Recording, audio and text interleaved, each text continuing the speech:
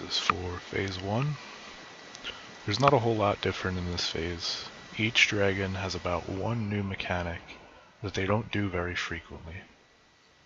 One major change is that the dragons, previously they used to enrage every 10%, now they enrage every 15%, so your rage DPS is inherently going to be a lot lower. This is probably the hardest DPS check in the entire raid.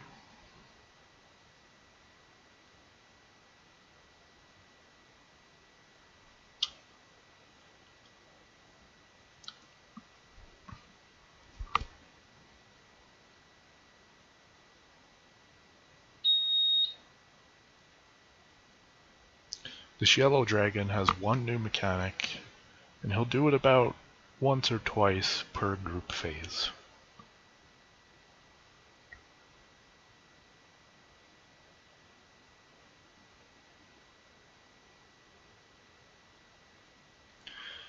Here he will power up, and then once the power up graphic is gone, he will send out shockwaves very similar to Lacan.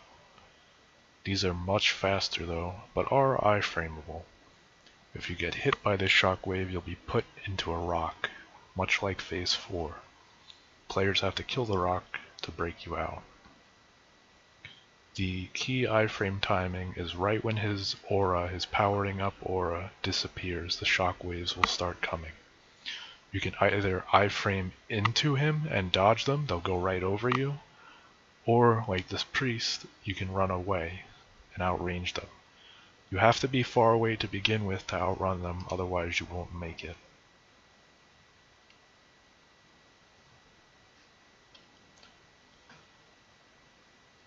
The aura disappeared right here. This is when you would iframe.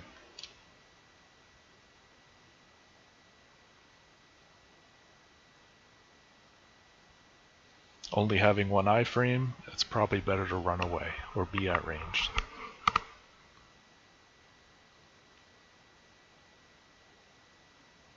If he had used his iframe, he would have got hit by the yellow circle afterwards.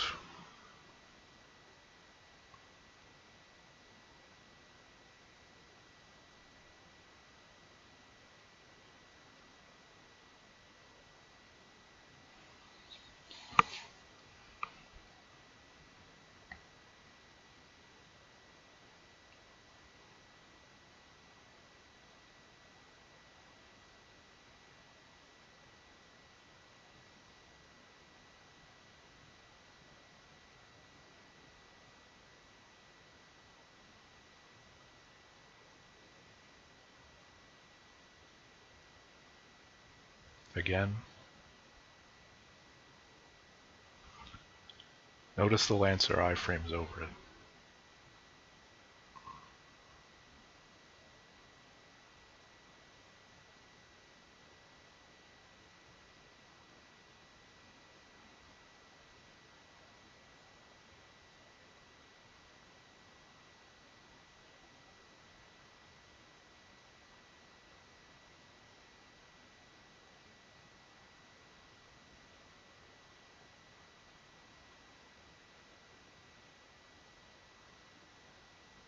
They got the first shield at around 73%. As you can see, it's pretty close.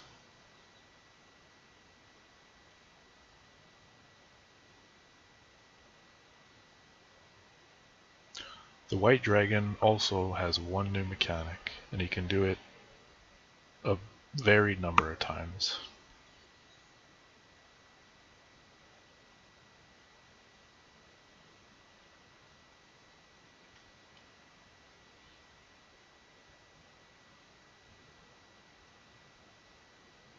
White is still definitely the hardest to DPS, as you spend more of your time dodging than you do actually DPSing.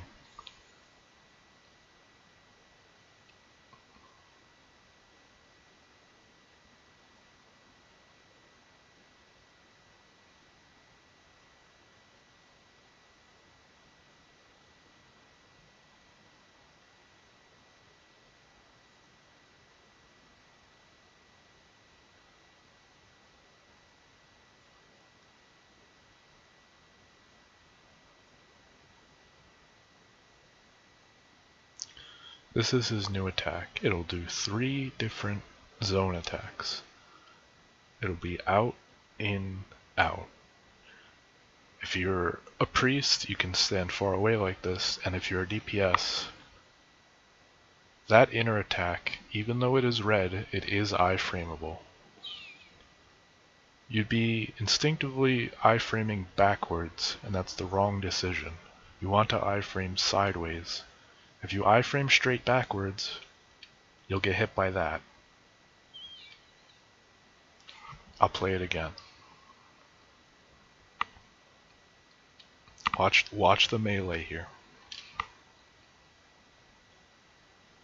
The warrior almost dies because he iframes into the 3rd attack. If he iframed sideways, he wouldn't have been at risk.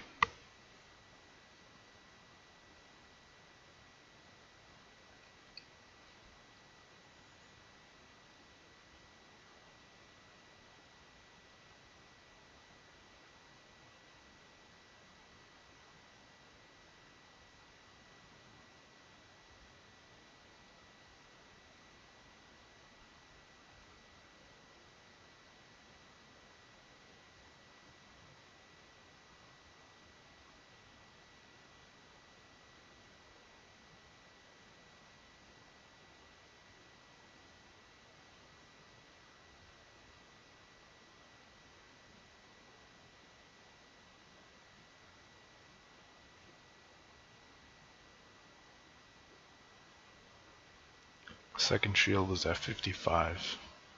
It's very common to be behind on white, as he's a huge cunt to DPS.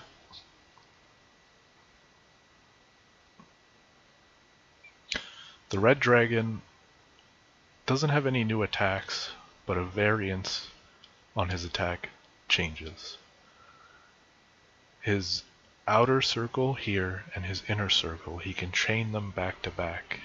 Typically he'll do outer, inner, outer. He didn't there, but trust me, he does.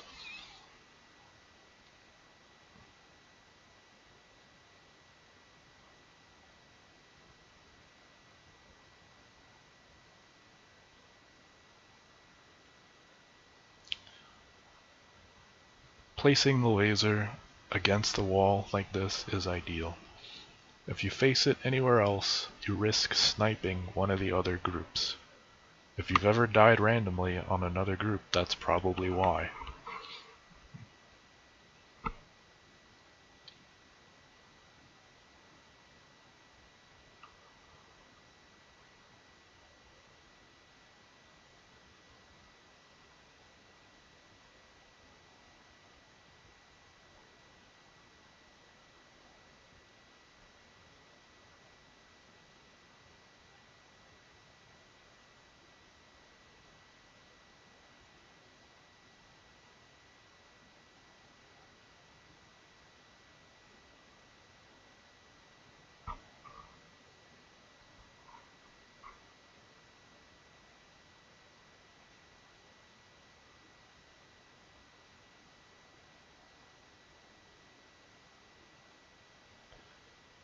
This is the major difference on the red dragon.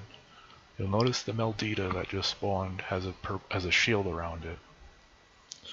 You cannot kill the Meldita with a laser until this shield is gone. The way you get rid of it is the healer has to either plague or aggressive.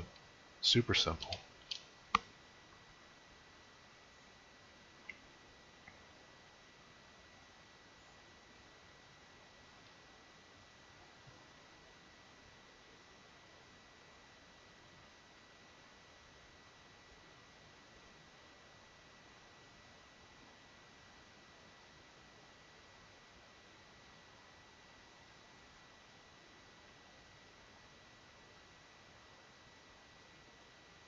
Shield is gone.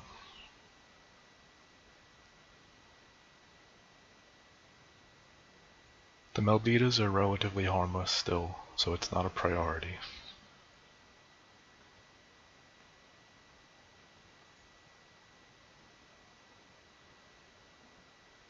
The third shield and they're at 19%. Everything will die and then they'll all converge on white.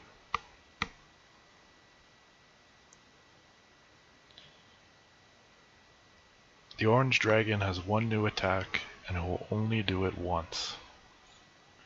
It will always have to be the first set of meteors.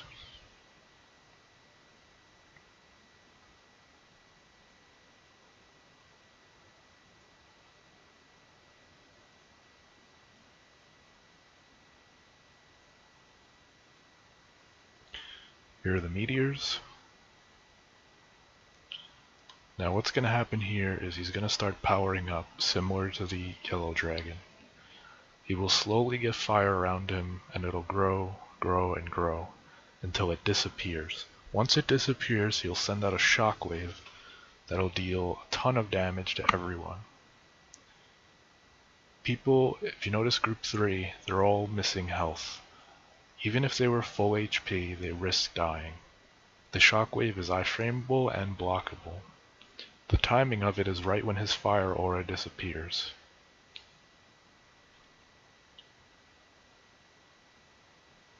Right here is when you iframe. I'll play that again. Keep an eye on the dragon.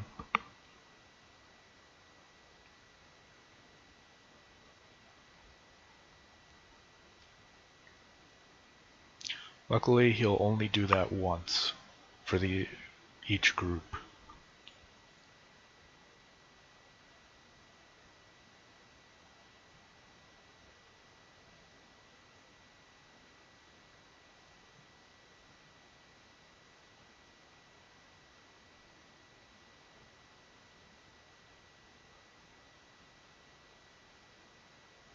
As you can see on yellow, someone got turned into a rock because they got hit by the shockwaves. If one person gets hit, it's not a giant deal.